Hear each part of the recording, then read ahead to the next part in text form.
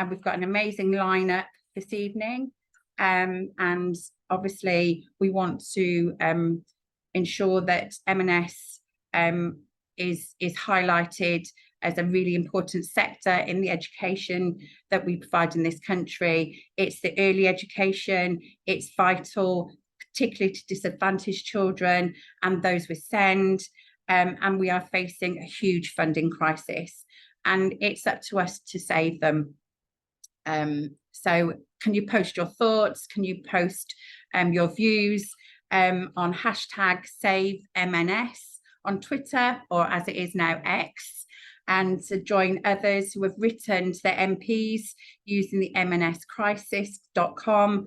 And obviously, as I said, we've got quite a few speakers this evening, and I'm going to hand over now to our very first one, Paula Champion, who is an NEU member.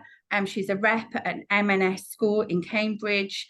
She's been there for 16 years. She's an amazing activist, the NEU. Brought early education to our conference last year with a big motion, and her campaign is around play, testing and funding. So over to you, Paula.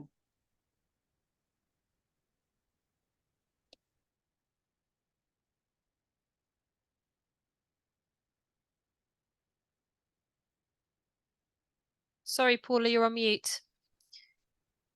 Okay, I'm going to start not really by talking about the depth of our crisis, because I think everyone here knows how very, very deep it is, and I could go on at length about it. But I want to start to talk by talking about the depth of the government's crisis, actually, because I think that is really important for us in our strategy as we go forward.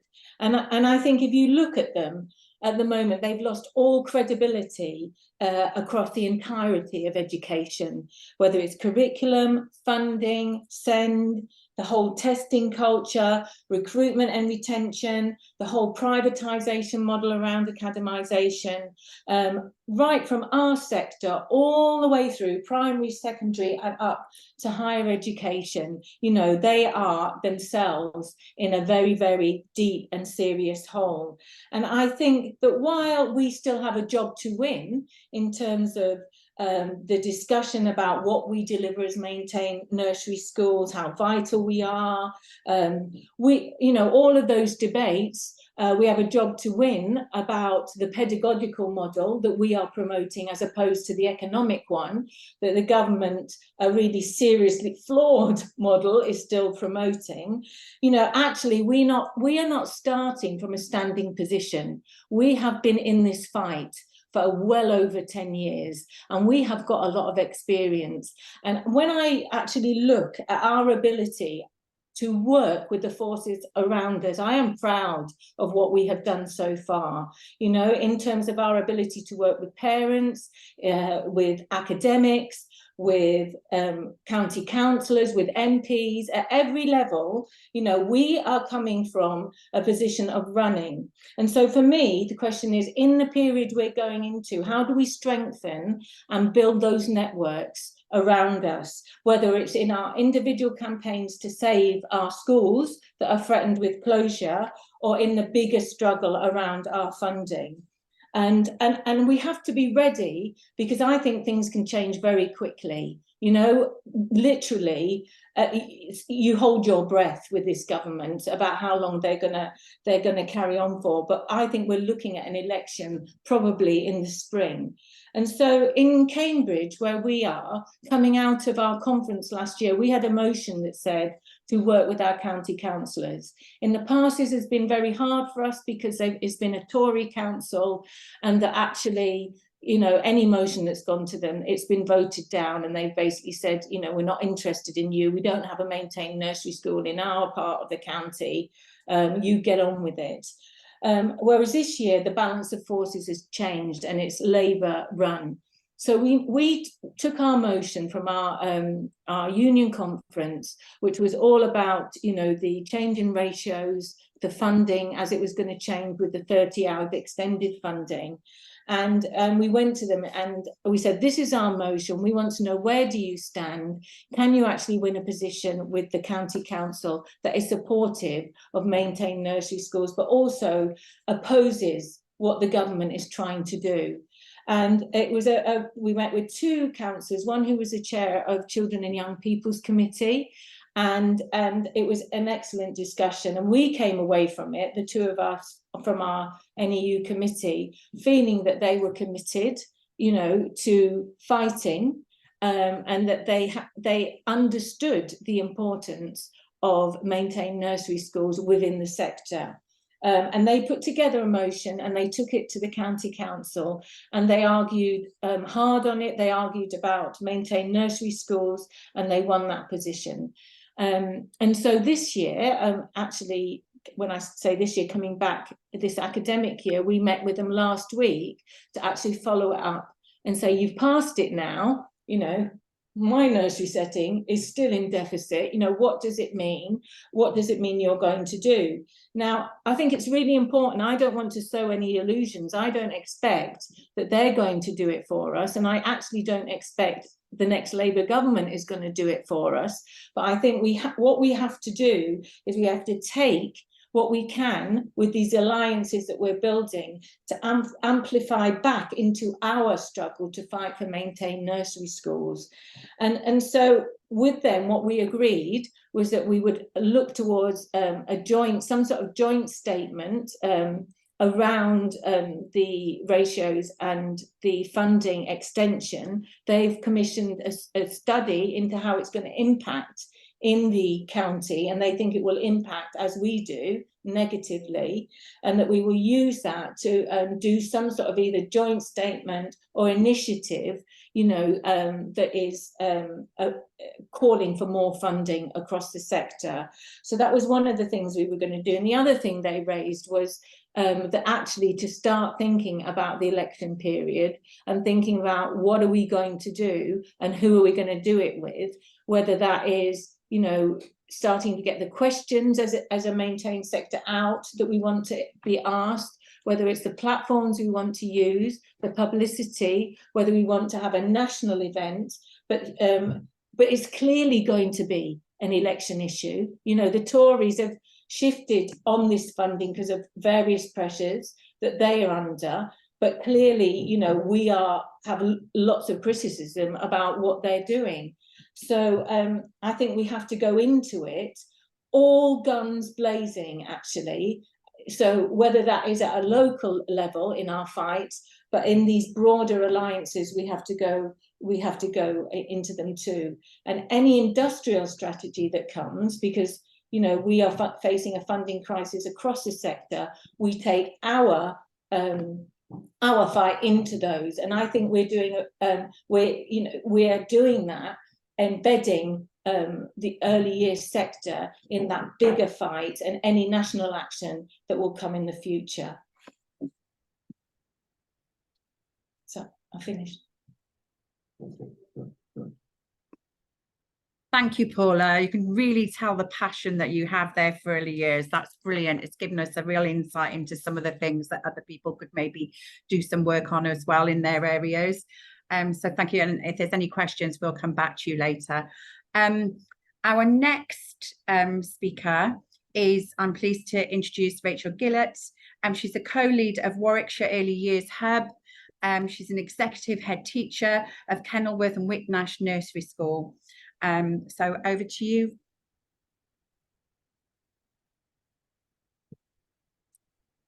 Thank you, Philippa. Yes, I am all of those things. But today I'm just going to talk to you really about our fight, because we were in a consultation for closure way back in 2010, and we've been in a battle for funding ever since. And in our consultation, there were no options for the 6 nursery schools in Warwickshire to remain open. So one of the things that we did was we developed a campaign working with our governors, working with our parents, and working together across the 6 nursery schools. And so I'm just going to share, I suppose, the 4 things we learned from our campaign, which I know I've shared individually with a few others who may be on this call as well. I know some of these things you'll already do, and some of these things Paula's been doing in her area, but it's just useful to summarise it. We were very lucky when we had our campaign that a grandparent in our group was actually a political strategist. And so he developed our governing body into a finely tuned campaign machine. And these were the things that he taught us. He taught us, number one, accountability. Make sure that you hold decision makers to account. That's locally and nationally. And if you can get your decision makers locally on side, your councillors, your MP, your education portfolio holder, or children and young people, depending what it's called in your area. But if you can get them to visit your nursery school, understand the work of your nursery school, and you can get them on side, you need to get them letter writing alongside you to the national. We want that double lock against closure, don't we? We want to fight on local level, but we want every single one to go back up to a government decision, and we want to know who makes the decision. The thing he taught us the most was make sure you know whose name it is, who makes that decision, who sits on that panel, and if there are council meetings about nursery schools and maintained nursery schools, you send someone to that council meeting, and that person names councillors who were supportive and councillors who voted against maintained nursery schools. They name and they shame them out loud, and that's what we did in our campaign. We had a parent and usually some children outside the offices as well at every council meeting, and they very quickly put out on social media the councillors who were for maintained nursery schools and the councillors who stood against that as the strongest, most effective form of early years education. Do you not believe in that? So they had a lot of work to do that, but they shared that amongst a team of people.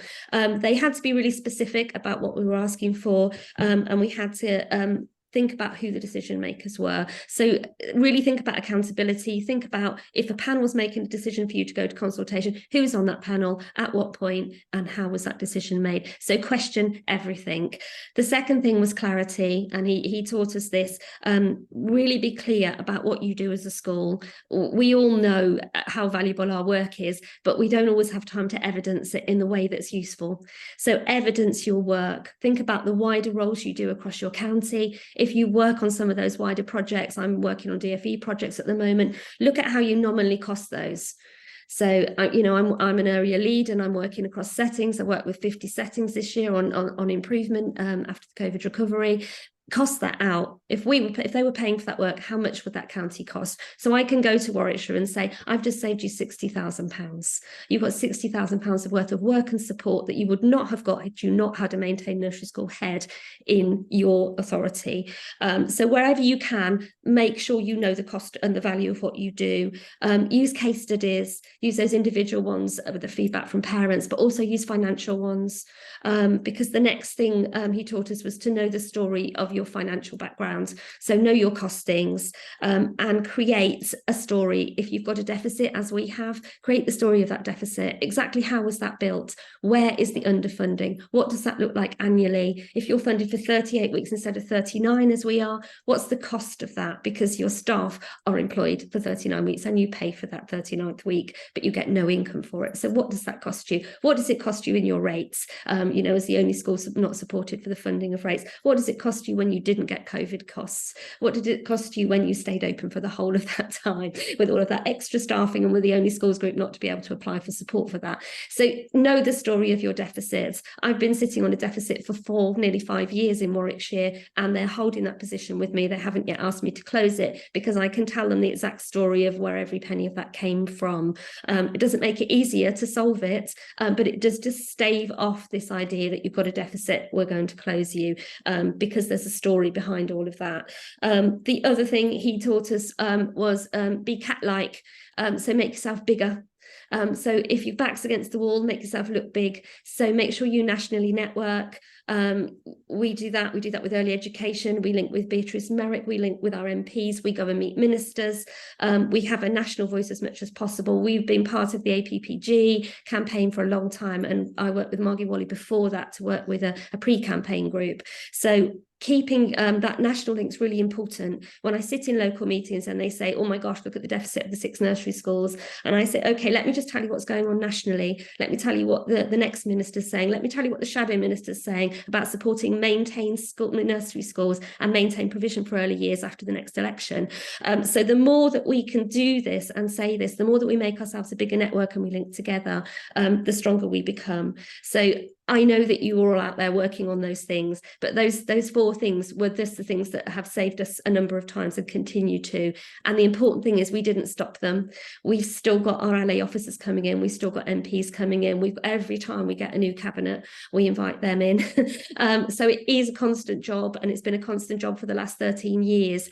But our LA know us very, very well now. And they're now meeting with us to talk about us becoming SEND resource spaces and all sorts of different things. So, you know, it is important. I've still got letters from the leader of the council supporting us and writing to government and saying how important we are in Warwickshire. So the next time they come and think they might need to close us, I'll get that letter out and say, do you remember how important you said you were?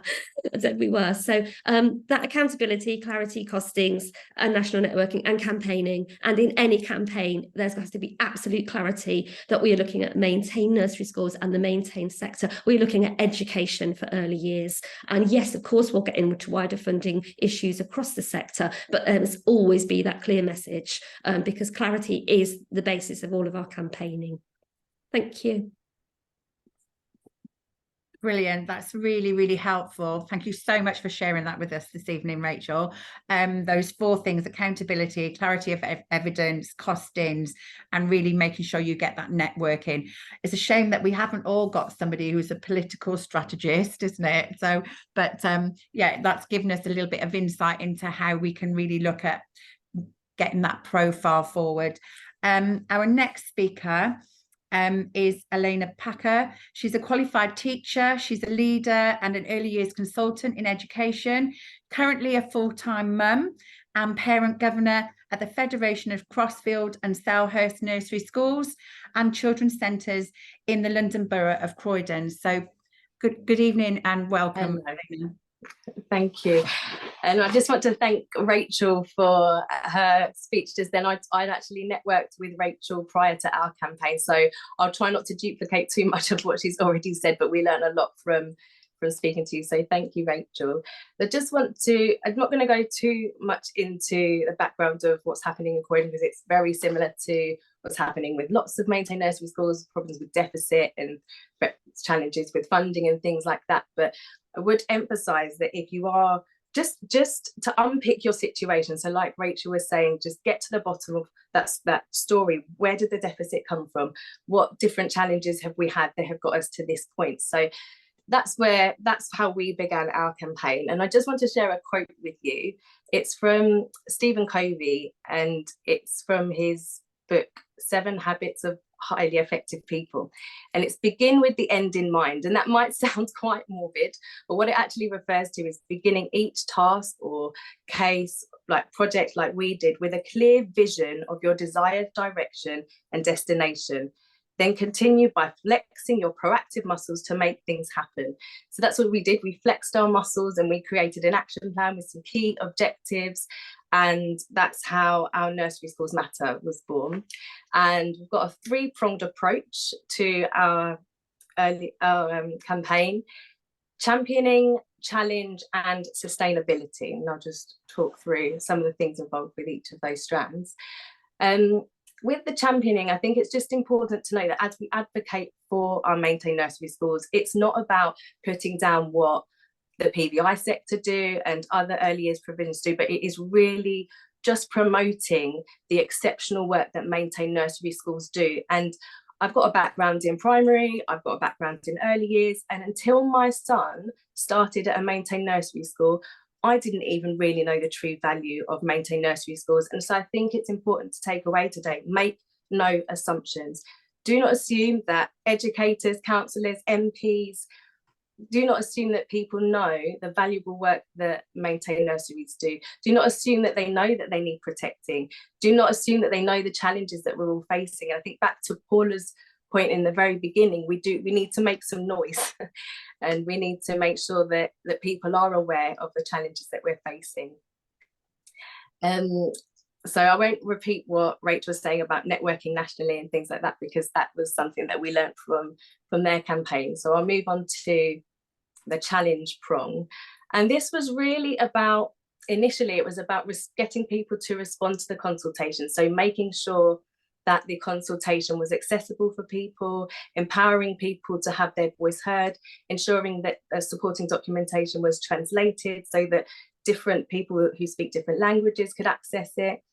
And so that was really, really important for us. And I think we were very keen to have a solution-focused approach, so not to focus on the perceived problems presented to us by the council, but rather, instead of a focus on saving our maintained nursery schools and please don't close us, we were aware that if that message of closure was too widely put out, then it might impact the number of pupils on roll and just exacerbate anxiety that was already amongst staff and things. So it was a very, very tricky balance to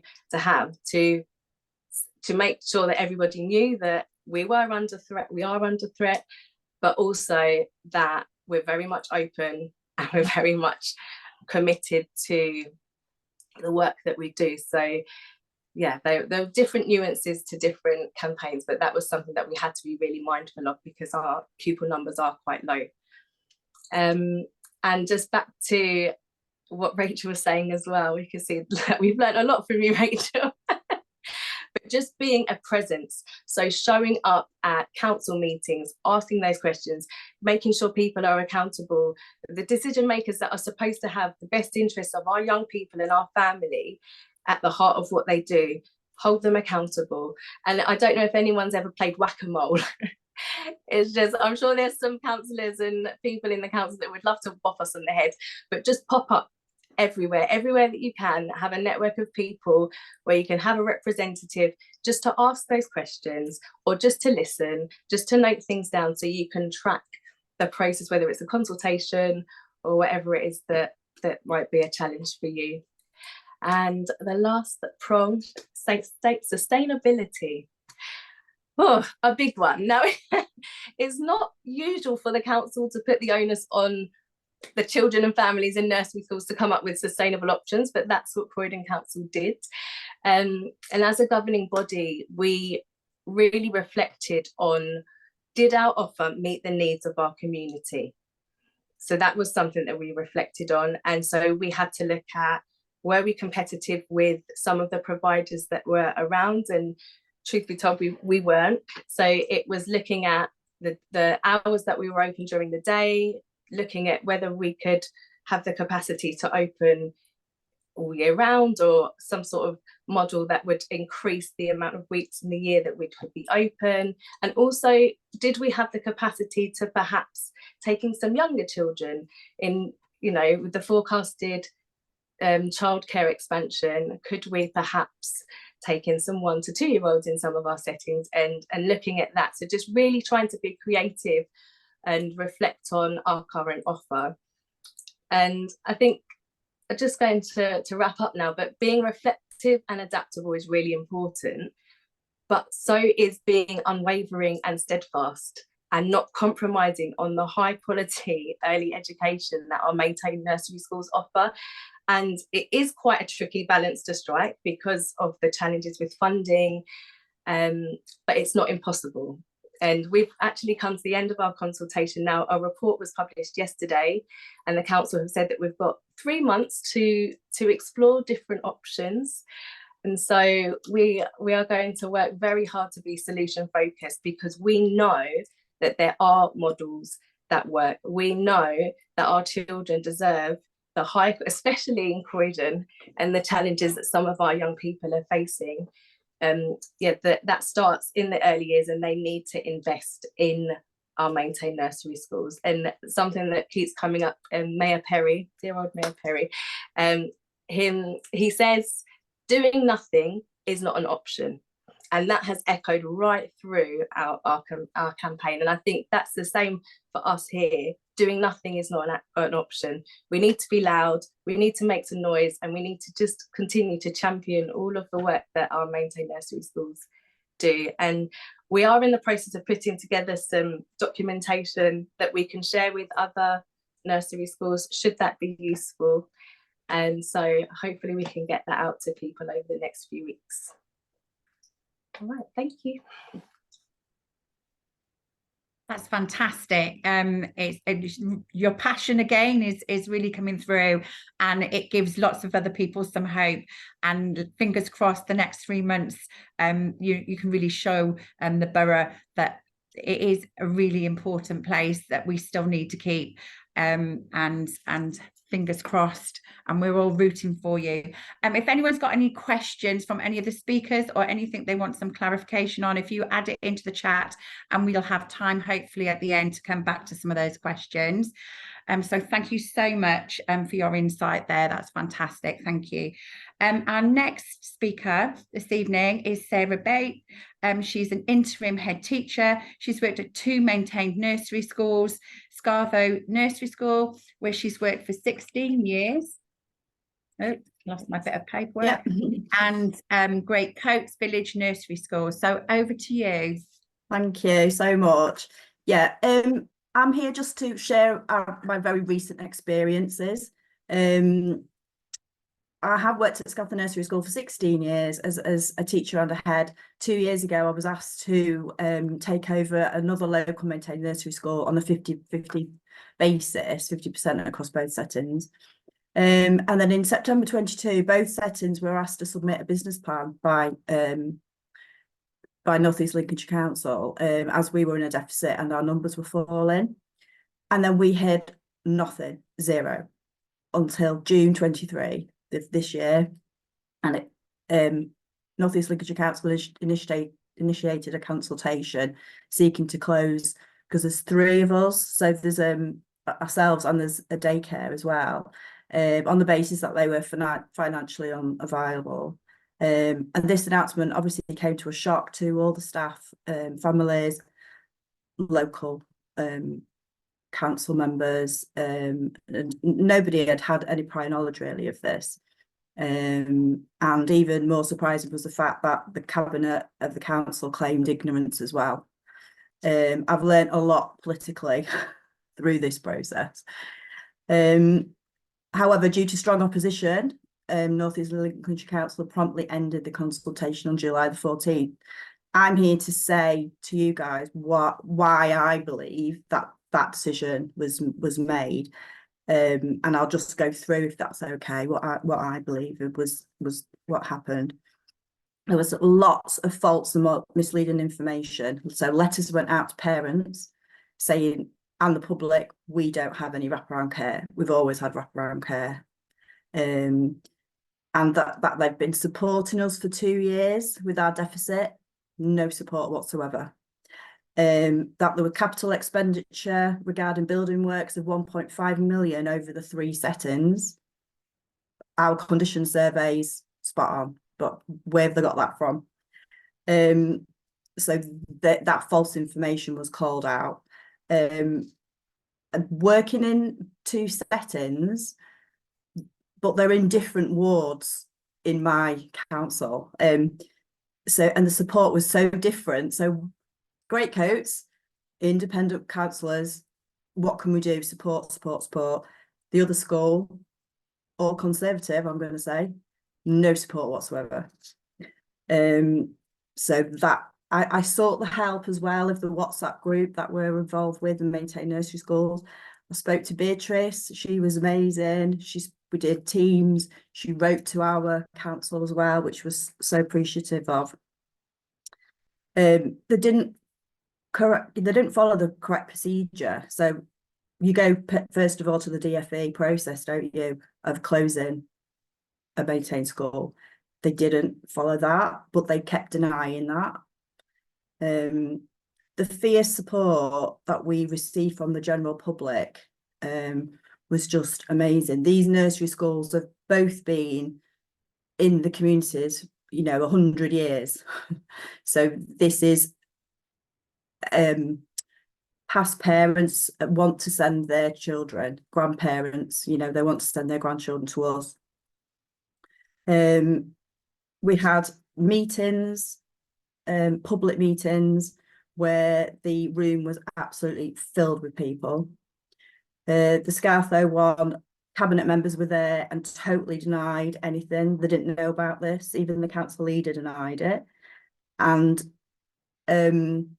what happened at that meeting was a lot of them just kept saying no comment, no comment, no comment. They couldn't answer, and the public were getting really frustrated with this no answer.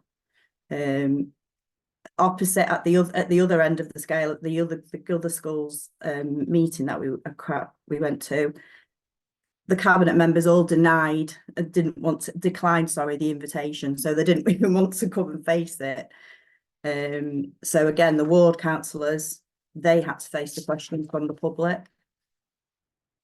And in fact, at that meeting, it hit the headline news of our local newspaper, and with shambolic is the title. There were protests during ward councillors' ward surgeries because they wouldn't engage. So we took banners and we went to them. And then it went further, because then we went to the press. We went to BBC, we went to ITV, you know, at local level. However, that really helped us as well. I think they were embarrassed at that point. So, and petitions as well, online petitions, paper petitions. We went around the village. We've got an older population here, don't know how to do it online, paper copies. I'm sure there's lots more things that made it stop, but it's not over. So we've had to submit another business plan, which they said we'll give you more support. And sure, they've given me a list of people to contact, but those ward councillors, I've strengthened my governing body now. I've got an amazing chair of governors as well. She's so strong, and that as you know, we're still worried about the future, I suppose, really, but we will fight and get down to those scrutiny panel meetings at your local council as well. That's what I do. I go to the children's panel now every time there is one, stand outside. So, okay, thank you for letting me talk to you about this. Thank you so much, Sarah. That's really, really vital what you've said, and it's echoed through the other speakers that we've had this evening, you know, to really engage, to get involved in the local, to have a real presence, and to prove that.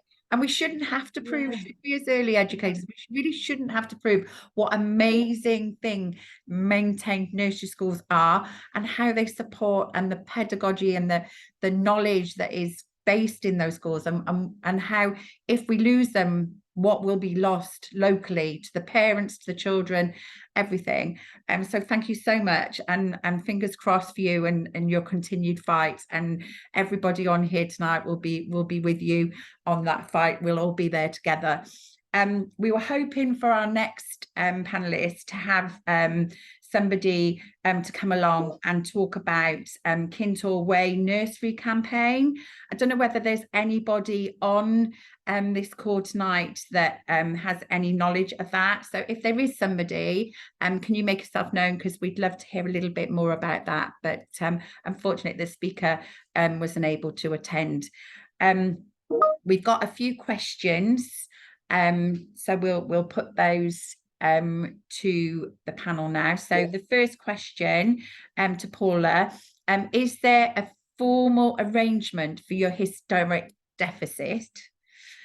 Do you have it licensed, or are you still technically in breach of financial regulations? And that's for Rachel. Okay, so that's from Paula. She's asking, is there a formal arrangement for your historic deficit, do you have it licensed, or are you still technically in breach of financial regulations? So I don't know whether you can answer that one, Rachel. Yeah, I don't have a formal arrangement. We just have an agreement that our county are waiting for the outcome of their national decision about the future of maintained nursery schools.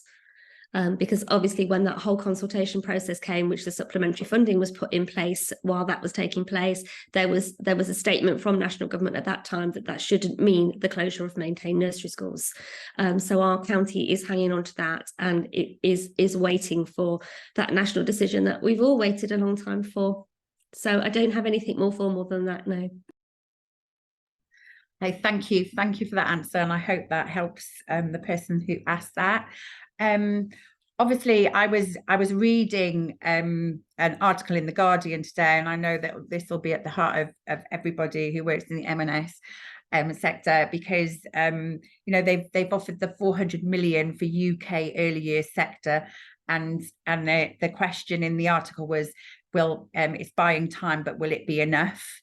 And I know that obviously the Sarah Ronan, the director of Early Education and Childcare Coalition, she welcomed the increase, but said the rate for 3 and 4 year olds fell a long way short of what was needed. And I'm sure, as the heads will all agree with that, who are on this call.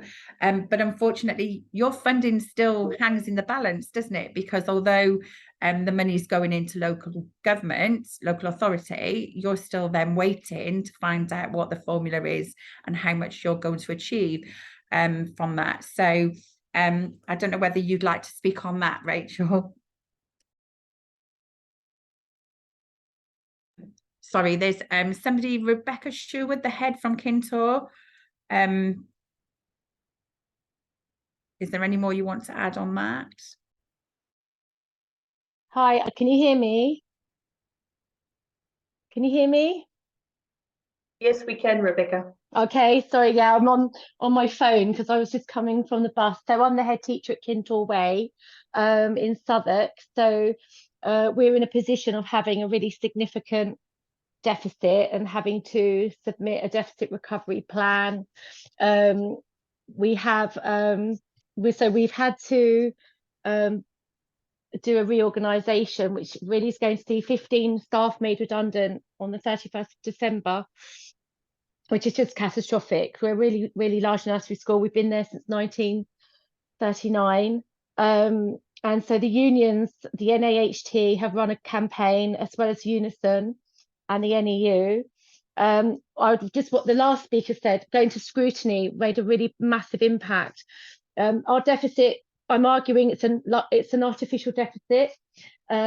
One of the campaign we won on is the council have a pledge for free nursery meals for children at nursery, but they were giving us a funding of £1.78 an hour, and we just couldn't run a kitchen on that money, and our budget didn't give us any more wriggle room. So we did a big campaign, and we got that money funding increased to match school funding, public health paying for that. So that was a win. And that was being a really simple argument that you're asking us to give every child a hot lunch. It's an election pledge of yours, but you're putting us in deficit because of it. So that was a win. The big challenge is the number of children we have with special needs. It doubled after COVID. We've got 45%. And the funding mechanism, as you would know, you get £1,000 a term in Southwark special needs inclusion funding, or if you get an EHCP, it's taking us a whole sort of academic year to get that. And so our argument is this is an artificial deficit. It's money we've had to spend to look after some of the most vulnerable children in Southwark, and that there is no funded early years provision for nursery age children. So we presented models from other local authorities, so colleagues who've got resource-based provision who gave us that information, and in neighbouring boroughs such as Lambeth and Wandsworth, that's been really powerful, because it kind of shamed, I think, the council at scrutiny. We're quite shocked to find out that there were models in other boroughs that were lifelines for nursery schools. So we're in the process of trying to really push for resource-based funding as a lifeline to keep some people in jobs and support children with special needs. It's a really, really tough experience. We're losing staff that have been at Kintore Way for 30 years, started at 16 and they're in their 50s, and incredible. We just got an outstanding recently. But the unions have, because I've got to do the reorganisation, it's coming from a deficit recovery plan, you're in a tricky position with, but I've worked sort of closely with the unions, and they've been doing a huge amount of work with the petitions, and we were able to do, or the unions were able to do deputisation at Cabinet last week. We've gone to the RMP and our ward councillors. So we're not out of the woods yet. We're trying to get another deficit recovery plan and show that we can pay back £1 million in 5 years and get our deficit and balance the books.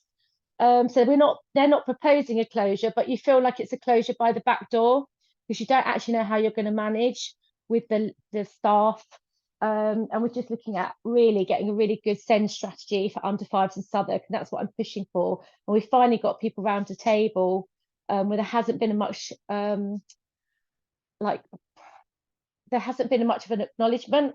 I've raised it in schools forum for like 9 years, and I've just had eye rolls and shrugs and, oh, here comes the early years person. But they're listening now. They might be really upset. They might not have liked some of the things haven't gone down too well with cabinet because they've not looked so good. But we've made a noise, we've got their attention, but we're in the middle of it all really at the moment. So, but really good to hear the other speakers and know that you're not on your own in these sorts of battles. That's it. Thank you. I don't know how so to, yeah. Thanks, Rebecca, for joining the and for sharing all that with us. We're really feeling the pain and obviously all the really key work now that you're trying to get done in order to keep your school open. And it boils down to, I suppose, as all the other speakers have said, isn't it, is to really have to prove. And why should we have to always keep proving why maintained nursery schools are so vital for the early education of our children? But it just feels that is always what we are having to do. But thank you, and I hope your fight continues and proves a positive one. And we have another question, and I'm not sure who this is aimed at, but the question is, is there a link, do you have a link for the government saying to await the consultation, and that shouldn't mean the closure of maintained nursery schools? So I don't know, is there a panelist who might know the answer to that? I referenced that. Yeah, I mean, that came from the original materials that came out. I keep all of the different materials. I don't think there's an online link to it now, but I keep all the different materials because obviously we've been fighting since 2010. So I've got my sort of case for maintained nursery school folder. So it was in those original materials, and it was in materials we took to Warwickshire some years ago. As far as I know, that was never sort of voided. That was still the idea was there was still that consultation. The supplementary funding is still a temporary fix. They haven't come to an overall sort of final way of funding nursery schools. They've just agreed to extend supplementary funding to the end of the Parliament. So we got stuck in a consultation, didn't we, that should have been 2 years long, that they said would be 2 years long, that we're now, I don't know, 9 years into. So, we haven't got to that sort of end game for what funding for maintained nursery schools will look like. So I still took it as read that was the same. We still got the same government, that was still the same proviso, and my county has as well, because we've not seen anything different saying you no longer have to consider maintained nursery schools. Thank you for coming back on that one. Going back to the report, the publication I found in The Guardian, and there's a lovely quote here from Gillian Keegan, the Education Secretary, where she's talking about the childcare offer, and that it would make sure parents no longer have to choose between a career and a family. And she also said, I know the delivery of this transformation is no easy task, which is why I am pushing ahead with increased funding rates across the country and up to £1,200 for new childminders, knocking down barriers to recruiting and retaining the talented staff that provide such wonderful care for our children. And, you read that, and yet we're here tonight arguing or trying to prove, as I said earlier, the case for our amazing maintained nursery schools. And if the government were really true in what she has stated there, we wouldn't even need this Zoom call tonight. So has anyone got any more questions, anything they'd like to raise?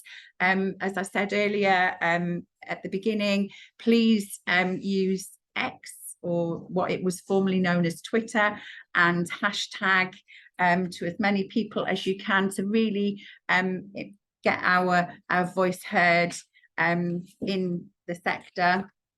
Get in touch with your local MPs. So hashtag save MNS. You can handle it at NEU Union, at Unison, the union, at NAHT News, at Early Ed UK, but really vital that at the moment, you know, that we are going to be having some sort of election very shortly. Get writing to our MPs and really put across the valid place that M&S Schools has as a foundation, because that's what we are. We are the early years foundation stage, and without that valuable foundation, the building blocks for their future learning just is not going to happen. So if we can get in touch with our local MPs and really use some of the M&S and early years funding crisis online tools to support you with that, all those things are there. So I'd just like to thank all our panelists. Is there anybody that'd like to come back in and have the final say? You're very welcome. Sarah Williams has her hand up, so I'll just bring her in.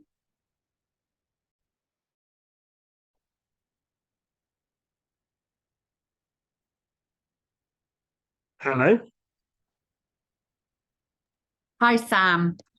Hi. Yeah, I'm not sure if my camera is working, but I can come on like this. Yeah, so I'm a head teacher at Maintained Nursery School in Bristol, and I'm just really interested in what Rachel was saying about the historic deficit and having that agreement with the council around not licensing it, because we are having an options appraisal being delivered in Bristol at the moment to be taken to Cabinet, which could result in a similar outcome as Croydon. And the sticky issue is that corporate finance are demanding that those deficits are licensed. And the normal licensing of a deficit under DfE sort of guidance is 3 years. But that's, you know, that's more than the total budget of the schools for some of our schools. So I just would love the NEU and the NAHT and Early Education and Unison and the rest of the heads to really, if we could unpick that issue around the historic deficits and the demanding of licensing them in order to be in line with financial regulations. And if there could be a memorandum of understanding that local authorities could sort of buy into on waiting until the end of that consultation.